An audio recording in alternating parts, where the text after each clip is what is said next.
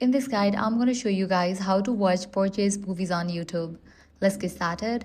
First, launch your YouTube app or navigate to the website of YouTube.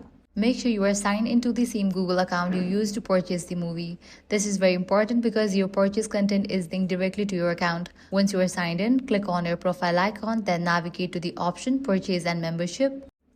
Inside this section, you will see all the movies and shows you have bought or rented on YouTube. Browse through the list and select the movies you want to watch.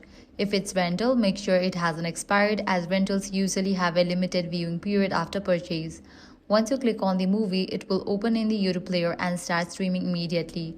Once you adjust quality settings, enable subtitles or switch to full screen, just like any other YouTube. If you're using a smart TV or a mobile device, you can also cast the movie or download it for offline viewing if that option is available. If your purchased movie is not showing up, double check that you are logged into the correct account. And that's it. If this guide helped you out, do not forget to like, share, and subscribe.